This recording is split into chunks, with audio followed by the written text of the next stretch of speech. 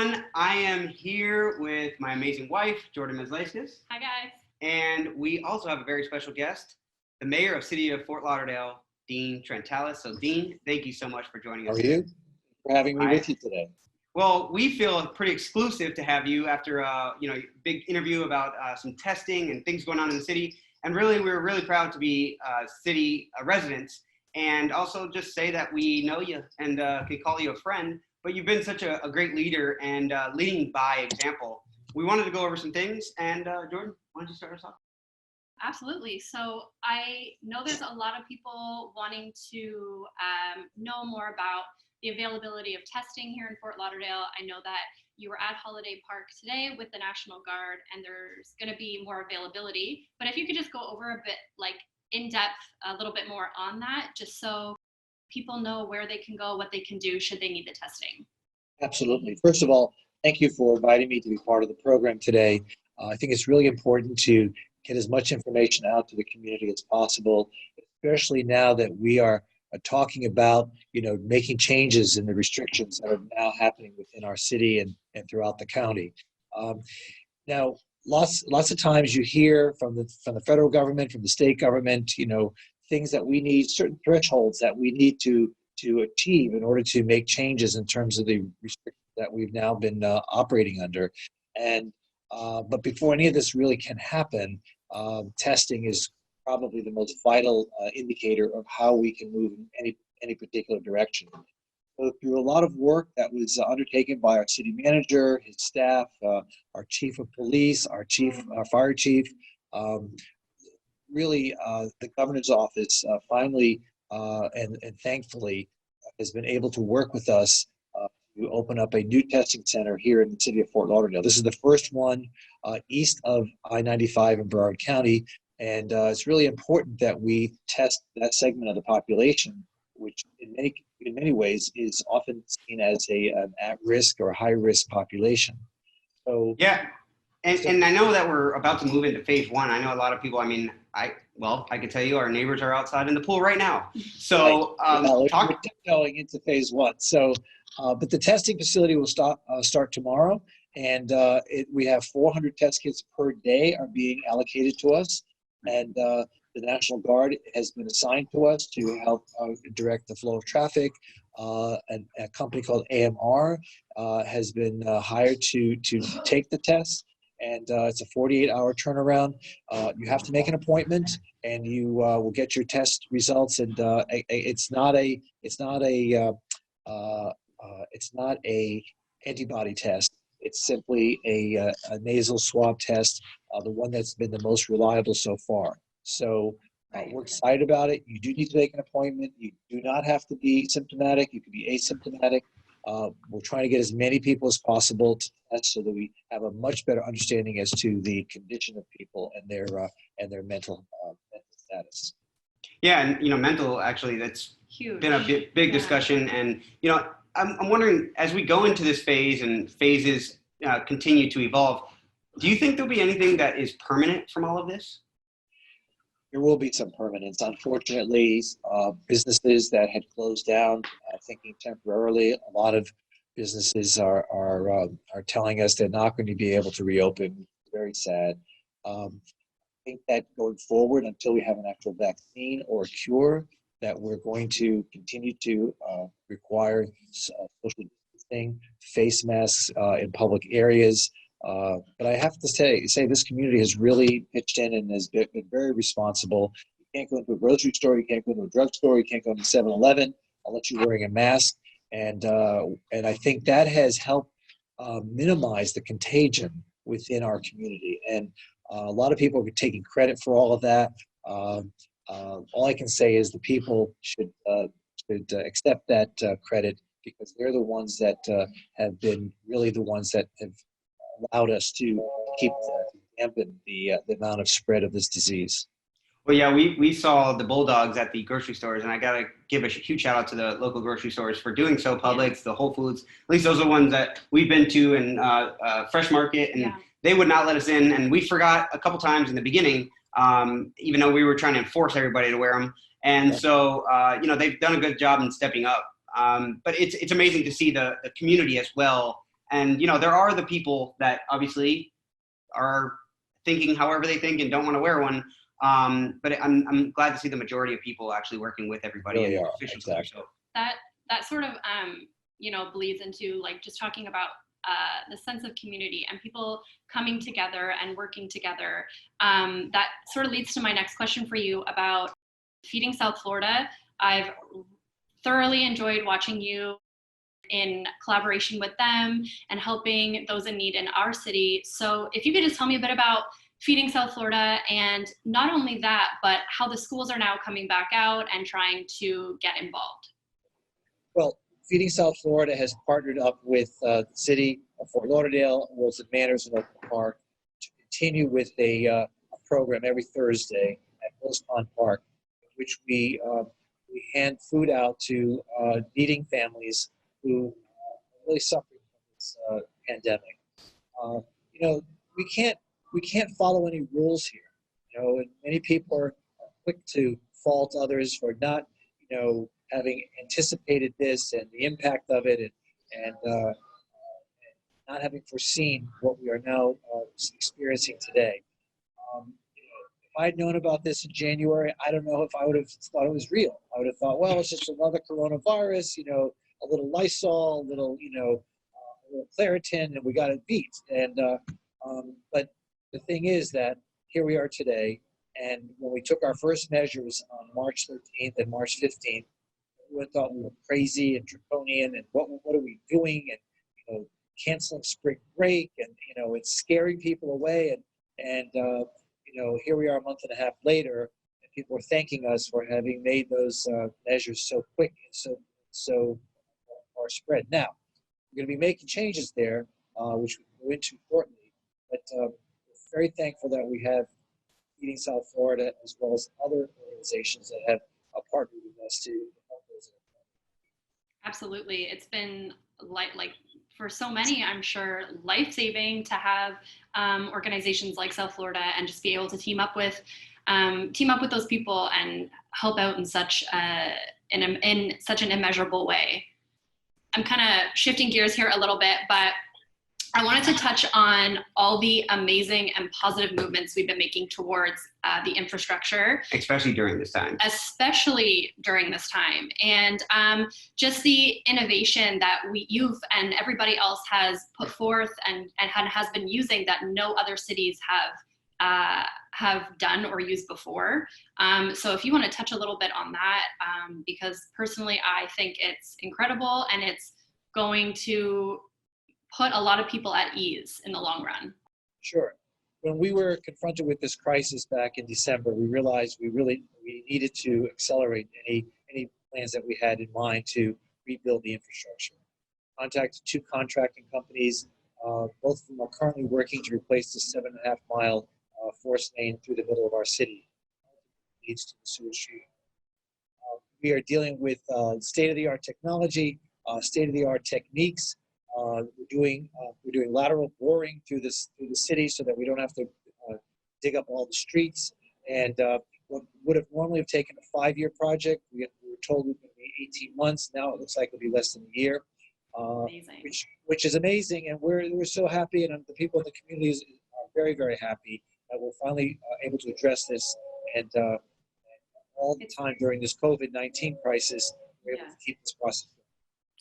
It's going to put a lot of people's minds at ease for sure once all is said and done. And well, even people that are moving down here, you know, we talk about this all the time, and we are a capital of tourism, but also capital of international residents that come here and make this home.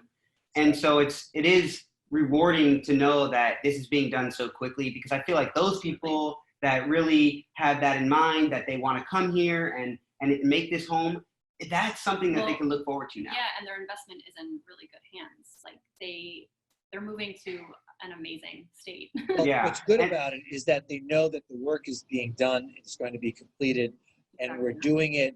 And we're more instead of us being the poster child of neglect, we're actually going to be the example that others will follow throughout the state, knowing how it can be done, how quickly it can be done, and how we actually save money doing this process than originally scheduled. So we're proud of what we're able to do. We just want to get it done, and let's move on with enjoying what Fort Lauderdale is all about. Absolutely. Well, and one thing you've been adamant about is development in the city. You know, we're constantly seeing new innovations, new types of cities being built almost within our cities. You know, we're seeing types of buildings and types of communities being built. Can you talk a little bit about the continuation of the development here in the city? Well, the development, a lot of the buildings that you see today were approved years ago. So this commission has not been approving developments at the same pace that the previous commission had. Nonetheless, the particular sewage treatment line that exploded really did not service the area that's the new development area. The new development area already had infrastructure in place, and it's being serviced by a completely different system. But you are right, Scott. We are, in fact, seeing a change in Fort Lauderdale, downtown Fort Lauderdale, midtown Fort Lauderdale, becoming the epicenter of the new wave of interest and excitement. A lot of young people are moving to the city. We're going to be seeing a lot of amenities, besides just bars and restaurants, all new activities, new architectural styles, new living arrangements. Just last week, I saw a screen put on one of the parking structures right there in the Los Olas riverfront, and it's this huge mural, stretched canvas that is so avant-garde. It's very exciting and really picks up the pace of what Fort Lauderdale downtown experience is going to be like. Well, I know you had a lot to do with those lights that we see along the seawall, and we discussed that when I first met you way back when you were vice mayor, and that was an awesome time you were leading then, and just trying to really bring the home to South Florida. And it wasn't just about the party or the next restaurant and so on. It was more so about being a local, and I think you defined that very well and made people that came to be tourists here also feel at home when they came here. Completely. And they could, and that's the thing. You don't have to have been born here or raised here to feel like a local. And I mean, I've been coming here since I was 10 years old, and I even from way back then, this has always felt like home to me. So I could not agree with that more. I guess one of my last questions I have for you, or we have for you, is when all this is said and done and we go back to normal, or whatever the new normal looks like, what can locals and tourists look forward to? Like, for example, the concerts that we plan on putting on in the park down by the beach, or whatever it may be. Yeah, give us some hope. Give us some hope here. We are going to see a return of that, but honestly, let's be realistic. No one is going to want, even if I opened up the parks tomorrow and allowed these venues to resume to their normal activity, no one's going to show up because people are very scared still, and rightly so. Until we have a cure, or until we have a vaccine, people are not going to feel comfortable about going to the Broward Center or going to Esplanade Park, and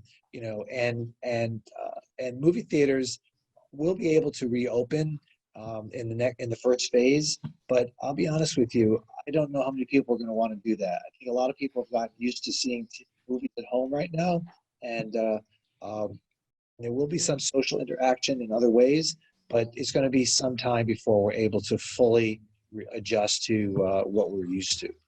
Another thing I want to talk about, we talked about feeding programs and things like that. One thing that we noticed was that a lot of the homeless shelters were closing their doors to homeless individuals because they did not want to introduce the disease and put more people at risk. So the homeless population started to materialize on the streets again, and it was coming up in places where we didn't experience it. As a result of that, we started an initiative which is completely on the city. Tried to partner with other municipalities and other agencies. It didn't work out. So we took it upon ourselves to start to put a roof over the head of some of these homeless folks. We found a hotel in the city that was empty for all practical purposes because of the coronavirus pandemic, and they worked out a deal with them. So we are now taking people off the streets. We are feeding them 3 times a day. And we hope to fill this 157-room hotel completely with homeless folk and process them, meaning they have addiction issues, if they have employment issues, if they have whatever brought them to homelessness. We're working with them with these social services, try to empty those rooms out to allow for other people to move in. So that's incredible. That's exciting opportunity for the city that would not have existed prior to the pandemic. And it allowed us to go on our own and realize we could do it without the involvement of other agents. So good things Absolutely. are happening. We're trying to, it's a terrible thing. These people that are dying that would not have otherwise died so young, but for their contracting this disease. And it's just an American tragedy that we now have to suffer through. And let's hope that we can put this behind us soon enough and it'll be something for the history books rather than a way of life. Absolutely. Well, if you can, give us a few of your more hopeful and more inspiring last words for everyone out there. I mean, again, we appreciate you so much, and we wanted to bring you on because we thought it was such an opportunity to showcase where we, have a culture of leadership and the innovation. Because I think people think innovation is following something cool, and it's not. It's really creating and taking risk. And you've done a lot of that, even with the weight on your back, which is the most important thing. Fighting through when the fight is hardest. And so I just want to know, what last words do you have for people out there, people being safe and so on, moving into their, evolving into these phases? The good thing is that because people responded so consistently and aggressively to the restrictions, we've been able to flatten that curve so that we can go back to some level of functionality here in our community. But at the same time, we need to maintain that diligence, making sure we do not spread that virus, because I know that very soon we're going to have a vaccine. Great minds in this world are working aggressively on this, and I know that soon enough we're going to be able to get back to normal. Absolutely. Well, we appreciate it. Thank you so much for your time Yeah, today. Dean, thank you so much. Absolutely, happy to do it. What's next? I know you have another term coming along. What's next for you after being a mayor? You have that far ahead yet, or what? Well, I have to first get reelected. November is my reelection. We're going to make that happen. Okay, thank you. and you have a lot of support, honestly. So many people love you. Thank you. We can only go from day to day, week to week, try to get through what we're doing today and try to do the right thing. And we'll see what happens down the road. We'll see what happens in November. A lot could be a big game changer depending upon the results in November. So let's, but right now, let's just try to help each other, and those that are losing their jobs or have lost their jobs, they're the ones that are suffering the most. And these federal, the CARE program and all these other programs, the PPP program, none of that money is funneling to people yet. It's just it's log jammed, and America can't get itself back on its feet until we have some kind of assistance that is going to help us get through this period of time. But we will get through it. America is very resilient, and I know the people of Fort Lauderdale are looking forward to getting back to their daily life. Well, Mayor, thank you so much. We really do appreciate it, and thank you so much for your time. I know today's a very busy day for you, and we really appreciate you coming on and giving us some of your time today. Thank you so much. Okay, very welcome. All right, have a good day. Thank you. Bye.